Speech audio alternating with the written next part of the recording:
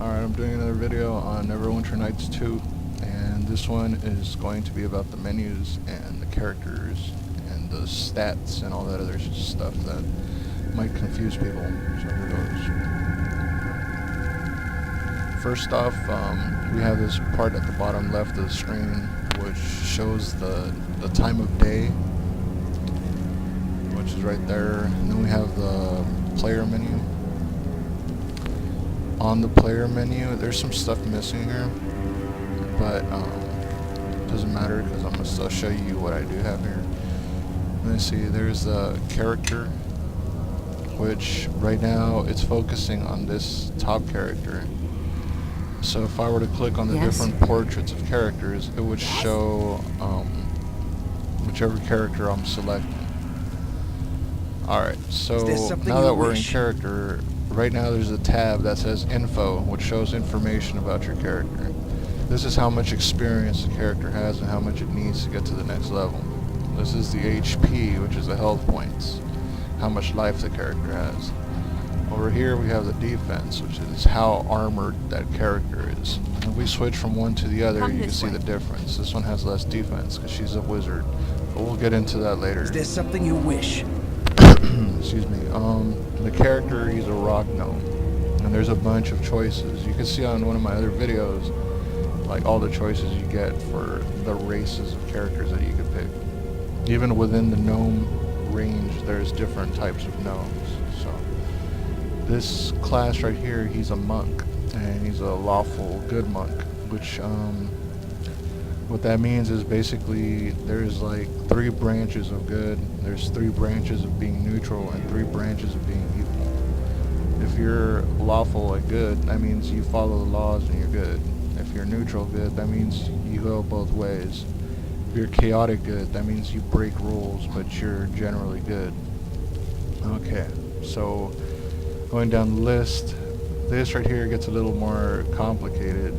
It shows your main hand and your offhand, and you can pretty much read the numbers and see what this does, but I don't even follow that.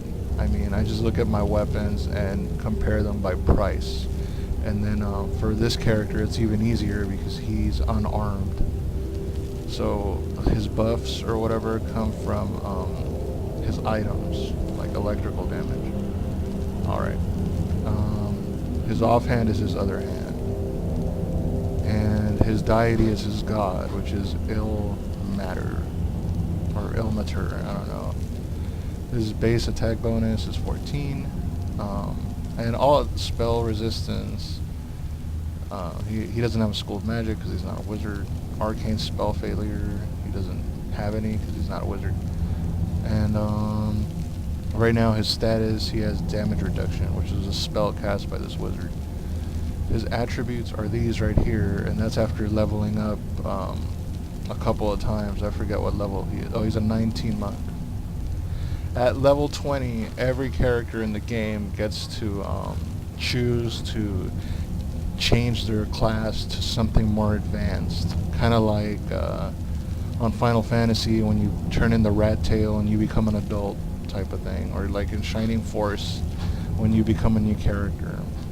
Okay, so saves are fortitude, reflex, and will. Reflex, I think, lets you dodge and all that stuff. Will, I think it's like more for like wizards and how much willpower they have to cast their powers. I mean, I'm not 100% sure, but I'm just telling you what I know.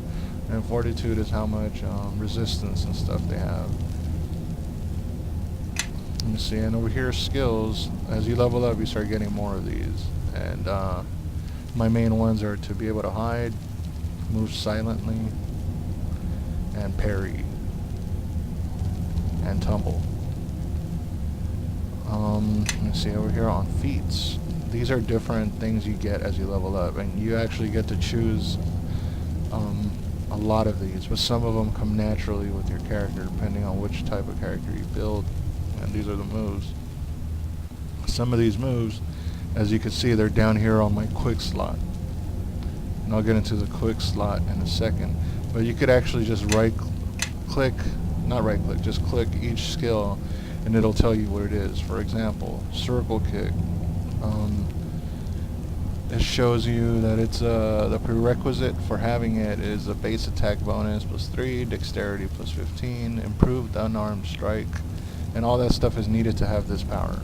And what this does is basically kick everybody around, and it's automatic, so I don't have to press a button in order to do it, and so on and so forth. You'll see a lot of moves are automatic, so you don't have to like do the moves. See? There's dodging, stuff like that. I thought this was automatic. Well, regardless, let me check. Hold on. Dodge. Yeah, I think it's automatic. So there's a bunch of moves, and as you level up, you get more of them. And there's racial abilities too. Proficiency feats. So yeah, as you can see, there's battle training against giants, so the character's good against giants.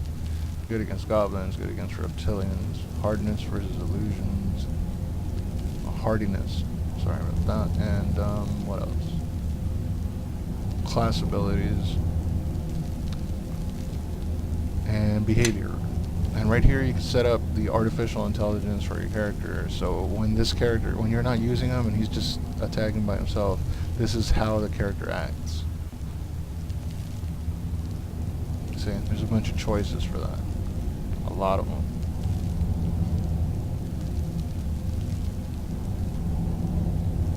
And yeah, depending on how you set that up, that's how your character is going to behave. I'm going to get into the wizard now.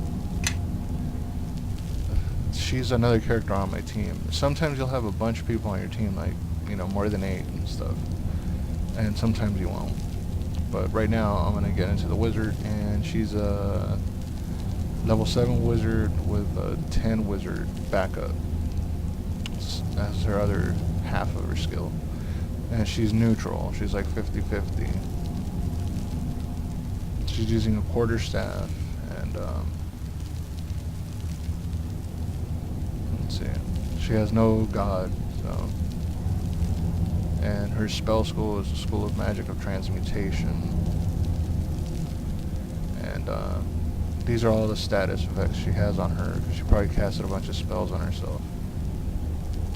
And let's see, her skills.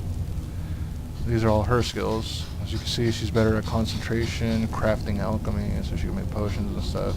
She could craft weapons somewhat, and she could heal, hide, intimidate. And she's got lore, high level of lore. And lore, it helps you identify stuff. For example, if you find something and you don't know what it is, she has a better chance of knowing what that is. Then there's Spellcraft. What is this one? Hold on, let me check. Oh, identify spells being cast by other spellcasters. So it's like general knowledge of spells. And these are her feats. I'll just go down the list. Kind of see them. Item creation feats. That's different from the other guy because she makes items. And she could summon familiars. And this guy right here, he's a familiar. He's like a little gargoyle imp type of guy. Well, not gargoyle, but just like a little flying imp. Let me check. Where is he? Camera went crazy. Hold on a second. Oh, he's right there. He's hard to see though. Yeah, he's right there.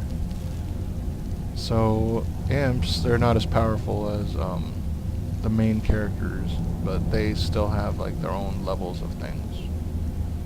Say rogue and construct. And let's check his skills. So he can spot, search, open locks, and move silently, and hide. Also, he could disable devices. So he could, like, if there's a trap or something, he could disable it, I think. Or just a device, I'm not sure. So that's basically that first thing, which is character. Then there's inventory, which is, let me go ahead and select the character. Is there something you wish? That's inventory. So in your inventory, you can select each different character, and the the ones that have inventories Is there something you wish? are the top two. And let me see. You have 4 slots to carry stuff. And this is what your character has equipped. There's a spot for amulets. There's a cloak you could wear. There's either gauntlets or gloves. 2 pairs of rings, shoes, a little belt, and well, it could be a big belt, just a belt, and armor or cloth armor, depending on your character and how much weight they could carry, and a helmet. And there's your hit points again, there's your armor again, there's how much money you have, and this is the beginning of the next quest, so I have none. And this is how much weight you're carrying at the moment. So I have 70.5 out of 150 that I'm carrying. But if I go up like a certain amount, it starts weighing me down, so I start moving slower, attacking slower. Yes. Same thing for this character. She's carrying 26 out of 150. So some of this stuff is very lightweight, like all these essences she's carrying. Alright, Is there something you wish? Right here, if my character carried a weapon, it would go on their main hand slot, and their offhand would be like for a shield, or like if you're an archer. Actually, well, if you're a rogue, you could have 2 weapons, but you would be better with your main hand. And right here, there's arrow ammo, or bullet ammo, or bolt ammo. Arrows are for bows, bullets are for slings, and bolts are for crossbows. Come this way. And this character is actually wielding a weapon, which is a quarterstaff plus 3. Yes, that is so. Which leads me to the, like I said, there's 4 slots for inventory that you can fill. And there's also things so you could like, what's it called? Move your character around so you can see them from all angles. Alright. And we go to the next part. See, there's a journal also. And the journal will show you your quests. So these are the quests that I have right now. There's 2 of them. And I'm not going to read them, but they're there. And they're also, you can put them by name, so they're organized by name, or you could order them by priority. See, so my main priority is to escape the barrow, but there's also a dark hunger going on. And completed are the quests that I've completed already. And this quest, this campaign that I'm on is actually after beating the first campaign of the game, which is like a whole nother game in itself. Alright. And notes are notes that you could take. You could write down your notes and put whatever you want. Okay. So now, Yes. I'm going to go ahead and click on the next character and go to her spellbook. She has memorized spells that are right here. And she has known spells. So she knows about these, but these over here are the ones she memorized. So you could grab stuff from your known and throw it into your memorized. And these are the different levels of spells that she has. So she starts off over here as with the level 1s, and these are all weak. She goes on, she goes to 2, 3, 4, and so on. And each one she does on the higher level ones, she could do less of them because they're more powerful and takes more of her skills to use those. Also, they take longer to cast. Okay, so that's that. Let's see. Area map. The area map is basically this right here. This is your map. You could like zoom in or zoom out by pressing plus or minus up there. I like to keep mine zoomed out though, so I can see the whole thing. And these little arrows are my characters. These tiny little diamonds that you see right here, they show you where you're going or where you came from. You could click them to remind you where you're going to go. But that's where I came from. That's pretty much the area map. You could open it and close it whenever you want. There's also player list. Player list is when you're playing with a bunch of players, I think. I'm not 100% sure. And it'll show you the list of the players on your team, I think. I'm not 100% sure. Then there's modes. Modes are the modes down here, which basically, for example... walk in my step. Here's my main character. Follow me. Right now he has Flurry of Blows enabled, which means... I'm not 100% sure, but it was in my feat section. My character feat section. Let me see. Flurry of Blows, somewhere around here. There it is. You click it. So basically, monks receive an extra attack per round when fighting an unarmed quarterstaff, shurikens, or commas. However, all attacks in that round suffer a -2 attack penalty at levels 1 through 4, and a -1 attack penalty 5 to 9. At level 9 or higher, there's no penalty. Okay. So there's track. So you could track enemies. So I could activate tracking mode, and I could see enemies' tracks.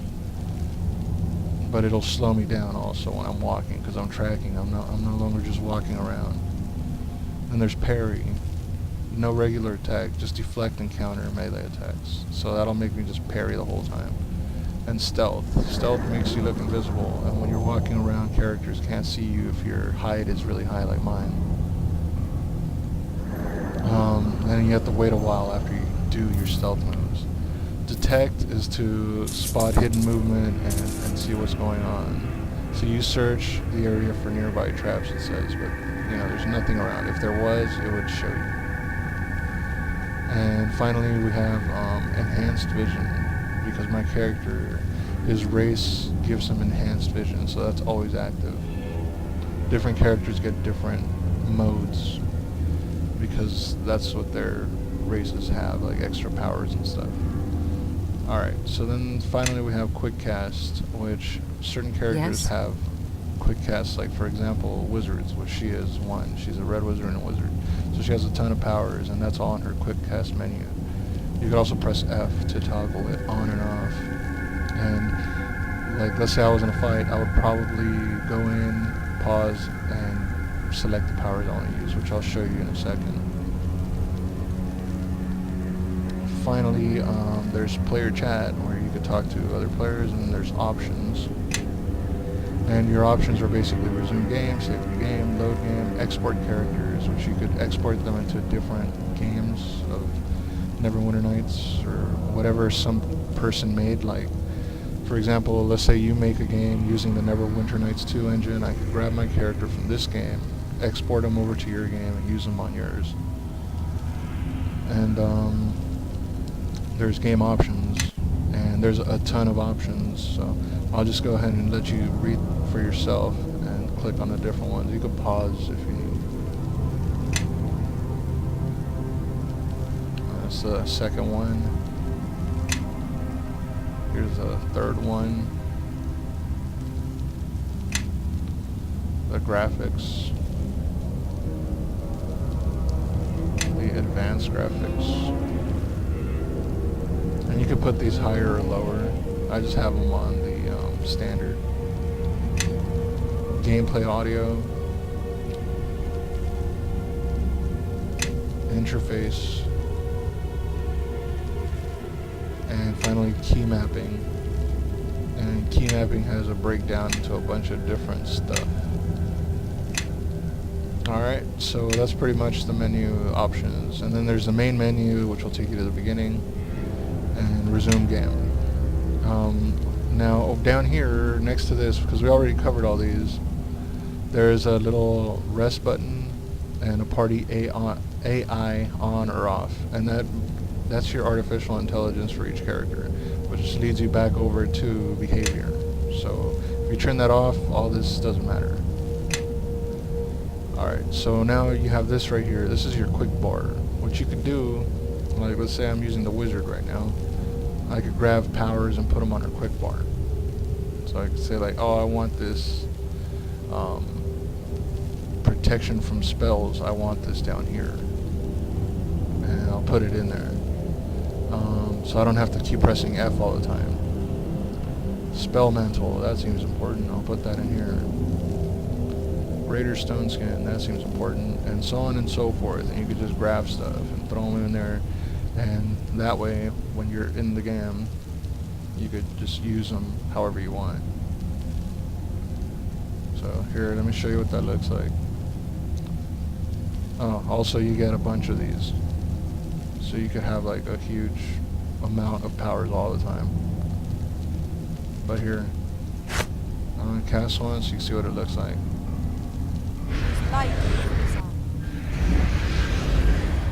So she just gave this guy like intelligence increase, which didn't matter because he's not a spellcaster. And there's stone flesh. Like right now, she has some kind of power that's just making her look kind of like lava. What else? Oh yeah, there's exploration mode, which is one type of camera that you could use to look around kind of more deeper into the game. And you can use your WASD keys to move around.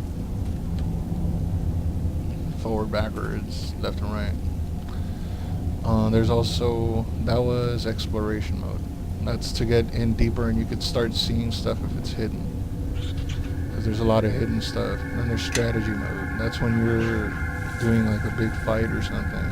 But I usually run around in exploration mode because I could like zoom out and tilt the camera the way I want. And then strategy mode is for basically, I don't know, but I guess to do strategies or whatever. And then there's character mode, and it gives you like a feel like you're actually running around through the dungeons, as you can see. Alright, I use this mode though mostly, but you could pick whatever mode you want to give you the depth and feel that you prefer. And that's pretty much all the stuff. Oh yeah, up here's another mini map. And it shows you where you're at. You're in the upper barrow, and there's plus to go in deeper, or minus to zoom out some. And that would pretty much cover all the menus and stuff in this game. So I'm just going to give you a quick demo of what it looks like when you go into a fight. Alright, here's some monsters. I paused it. Spacebar is your pause. At that point, I clicked to attack this guy with my first character. So, as you can see down here in this, what is this bar? Your action bar, I think it's called. You can put what he's going to do. Now, he has different powers on his hotkeys, so I'm going to go ahead and tell him to knock this thing down, and then he's going to do his quivering palm on it, and then he'll just attack. He'll auto-attack after that. Now, she's way back here. So she has to get over there. So I'm going to make her move down there. Okay, so here we go. So the improved knockdown hit, but the quivering palm failed.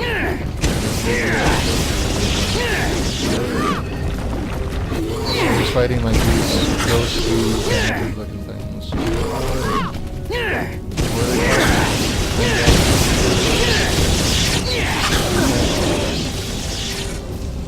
Thor Badger.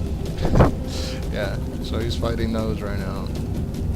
And this character right here, corpse-loving inbred scum, can like use powers on them or whatnot. So let me see what she has. Flare. I'll make her cast Flare on, well, that one's almost dead. So on this one, which is badly wounded. And let's see what it looks like.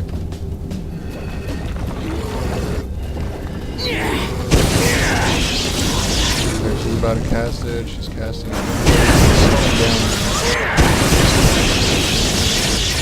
Let me switch over my view because I didn't like that view too much. It just kept moving me around. I never really use it. Walk in my step. Okay, and I just picked up loot that they dropped or whatnot. So now, if I were to pick a certain type of class, I could go and loot these graves or whatever, but if I do that, it's considered a chaotic or more evil type of act. Or maybe even neutral, but it's not good. So that went good. I'm trying not to do any stuff that's considered bad, because it would screw over my character's lifestyle. And also, depending on how your character is and you interact with other characters, it could cause them to like or dislike you. And I guess that pretty much covers everything. Here's another fight. I'll just do one more.